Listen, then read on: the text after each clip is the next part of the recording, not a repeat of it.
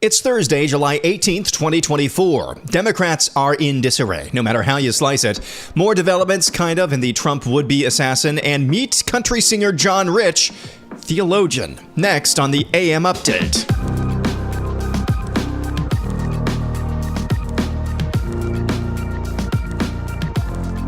Tomorrow is Friday, another edition of Ask or Tell Me Anything. You can tell me any story that you think needs covered that I did not get to, or ask me any question you'd like. That's tomorrow on the Friday edition of the AM Update. Make your submissions at the pinned post at the top of the @RealAMUpdate X account. That's @RealAMUpdate for Ask or Tell Me Anything. Now on with the Thursday edition. Joe Biden tested positive for COVID-19 on Wednesday, disrupting a key campaign event meant to shore up support with Latino voters at a critical juncture in the election.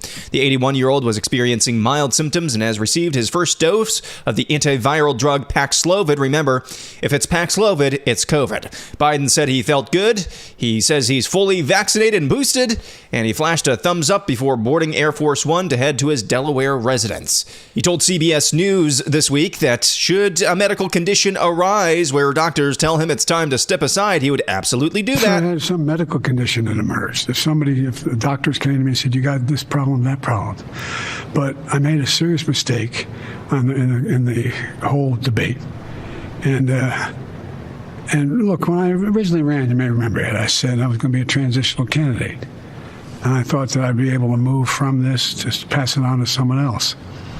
But I didn't anticipate things getting so divided. So that came on the same day that Adam Schiff, now the highest profile Democrat, overtly called on Joe Biden to step aside. The announcement came Wednesday from Schiff, the heavy favorite in his U.S. Senate bid and frequent guest on cable news. It brought a jolt to an effort that had grown quiet after the weekend assassination attempt on Donald Trump. The congressman cited, quote-unquote, serious concerns about Biden's ability to beat Trump in November. This also comes the same day Axios reports on a poll showing a whopping 65% of Democrats believe Joe Biden should withdraw from the 2024 presidential race and let the party pick a different nominee. Again, that's an Associated Press poll reported by Axios. The findings, again, add more evidence to the damage done by Biden's disastrous debate performance last month. I don't care how you slice it. I don't care what side of the fence you land on. I don't care what you think about Donald Trump. I don't think it's up for debate. Democrats are in complete and total disarray, and they continue to be in disarray to levels I've never seen in this party in my entire life. Now, I am young still, relatively, but that's still quite astounding. The Biden-Harris campaign said that Harris has accepted a date of Monday, August 12th for a vice president debate with J.D. Vance. The Trump campaign came back and released a statement saying, quote, we don't know who the Democrat nominee for vice president is going to be, so we can't lock in a date before their convention. To do so would be unfair to Gavin Newsom, J.B. Pritzker, Gretchen Whitmer, or whoever Kamala Harris picks as her running mate. That's a pretty good comeback. The more we know, the more we don't know about the would-be Trump assassin, Thomas Matthew Crooks. Here is Fox News yesterday reporting about one new development. Trump rally shooter Thomas Crooks' parents were looking for him in the hours leading up to the shooting. We're now told they eventually called law enforcement to report that Crooks was missing, and they were worried. And they also were told, those parents are now being cooperative now with authorities, but they gave them the heads up that something's going on with our son. We are worried. Here's what we know just in the last couple of days. Thomas Crooks visited the site of the rally the day before the event per NBC. He was photographed 62 minutes before the shooting and identified as a suspicious individual. Secret Service counter snipers spotted him 20 minutes before the attack. NBC also reports that his cell phone depicted a live stream of the rally, and we still have no official motive yet. Here is former U.S. Army sniper and current Congressman Corey Mills of Florida on CNN this week. I don't know if you missed this. I certainly did. Here's what he had to say about what went down on Saturday. You know, I look at all of these things, and I look at different videos where an assailant will pull a firearm on a law enforcement officer, and the first thing they do is they immediately pull and draw and mitigate the threat and the risk. You know, I ask why the local law enforcement officer did not do so. The other thing is that when you set up an advance team, I keep hearing this about the perimeter elements. Yeah. You know, the perimeter is actually established by your threats that are in the area. So if I don't have any threats outside of 100 yards, okay, fine. I can cordon off a certain area. But if I have a building 160 yards perfectly adjacent to the stage, that's an obvious threat, especially with an elevated position that has overwatch. That's a sniper's paradise. And, we talk about Eagle's Nest. You also have, which no one talks about, but the water tower. So what I'm hearing from you is it's not a failure on the ground for sure, but 100%. Also a failure in advance? I think it's a failure in advance. I think it's a failure to have the counter snipers to be able to establish their range fin and their sketch maps. I also heard we've also learned that local snipers were stationed inside that building. I haven't heard that piece of it yet, but that doesn't necessarily make sense unless they were actually in a window which was backed off, because a lot of times you'll get yourself in there. Sometimes you expose your rifle in a way to try and do a force protection or a show of force that actually stops things. Others are actually more tactical where they'll sit back a little bit, but a sniper for the law enforcement is only trained to shoot about 75 yards, unlike your counter sniper teams that are on so. But here's my problem. In having done this for so long, they always say the adage of ignorance is bliss, and I think that's true. I've done thousands of advances. I've done thousands of counter sniper operations with our teams in Iraq and Afghanistan, etc. The amount of negligence, the amount of mistakes that was made here, I have a very difficult time not leaning myself towards this was intentional as opposed to fecklessness. But wait, talk to me about that. I actually heard you say this right the day after, which I wanted to ask you about. What do you mean intentional?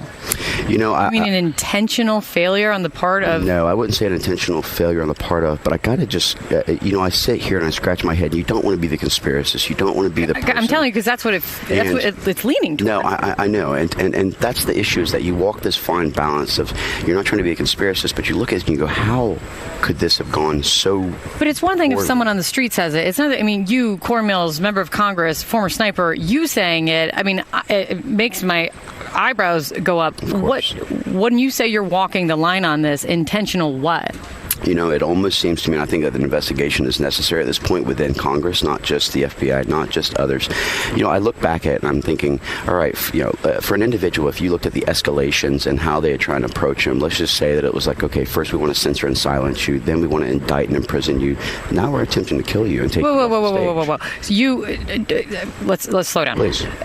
I'm hearing two things from you. I don't want to jump ahead of things, but I'm also hearing you jumping ahead of things. Well, actually, I'm just looking at all the different possible capabilities. One of the things as a military member, one of the things as a person who's run in the special operations communities before, one of the people who's actually done this is that you look at all potential analysis, right? Donald Trump and his team have said, no, I agree. Dial it back. Do not blame this on Joe Biden. Oh, well, actually, I didn't say Joe Biden, to be completely Who's the clear they then? Let's be very specific. Well, that's what the investigation has to do. Was it local law enforcement that had made the mistakes, or was there something to it? Was there other types of things that we need to be analyzing or looking at and providing analysis? My point is that when something's so significant, you're talking about something that hasn't happened in decades, right? I totally... But my point is this.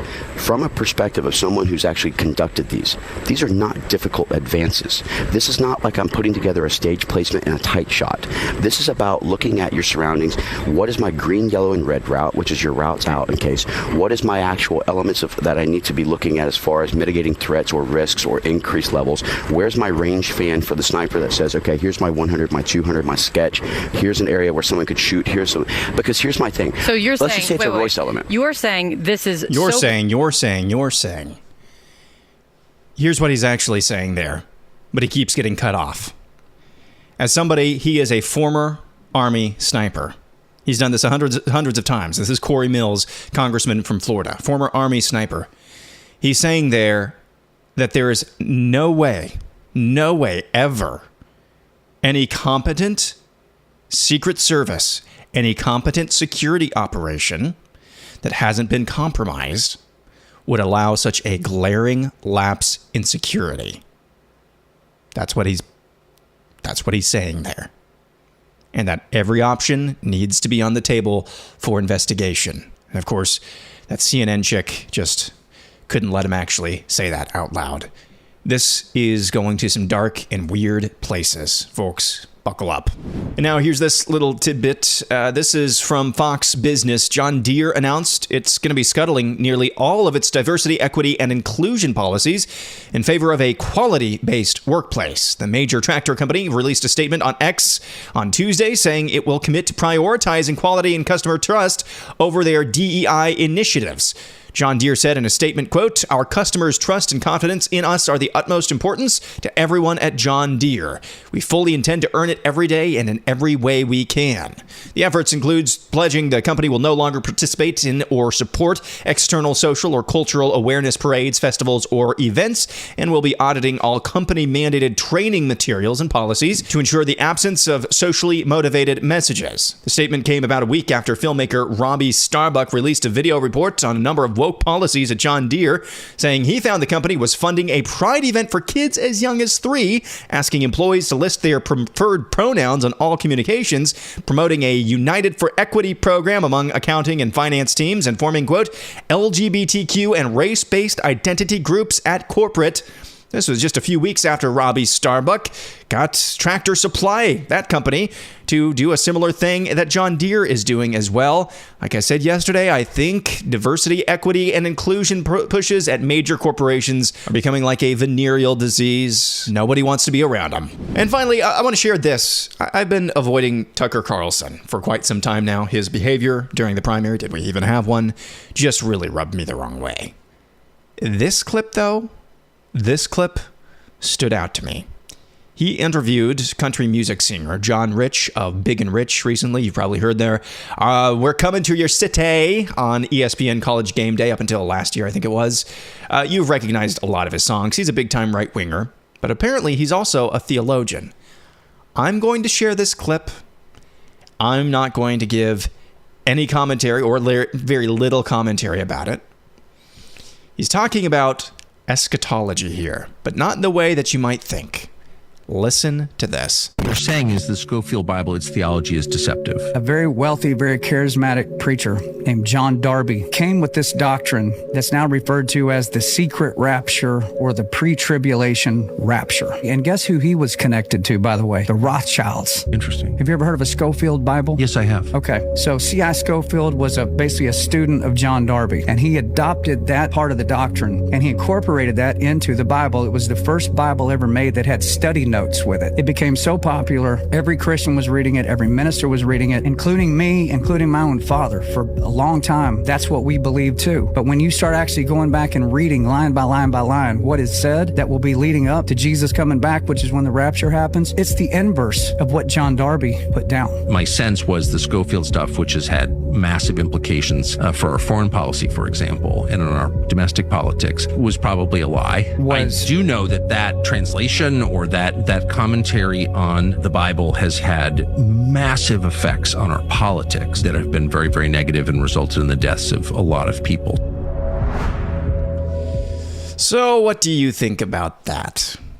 There's one little piece of that commentary from John Rich that I don't think is necessarily, let's say, relevant cultural commentary, and that's the part about the Rothschilds basically bankrolling or mainstreaming the Scofield Bible into mainstream American Protestantism.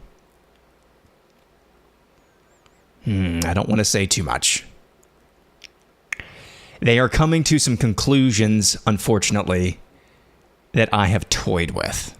I'm going to leave it at that. I might say some more tomorrow, but I'm going to leave it at that. First, I understand that there are maybe going to be a few people who have no idea, no frame of reference for what I'm talking about or for what Tucker Carlson and John Rich were talking about there, and that's okay. Maybe take the opportunity sometime today to do a little bit of digging into the Scofield Bible.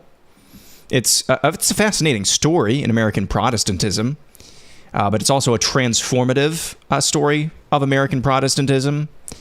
And I don't know, maybe come back after that, reassess some things, or you know exactly what we're talking about, and you've come down on one side or the other about this conversation. Kind of interesting that perspective is maybe being mainstreamed, in at least into right-wing America. I don't know. That'll do it for today. Back at it again tomorrow for Ask or Tell Me Anything. Make your submissions at Real AM Update on X. We'll catch you again tomorrow. I'm Aaron McIntyre, and this is the AM Update.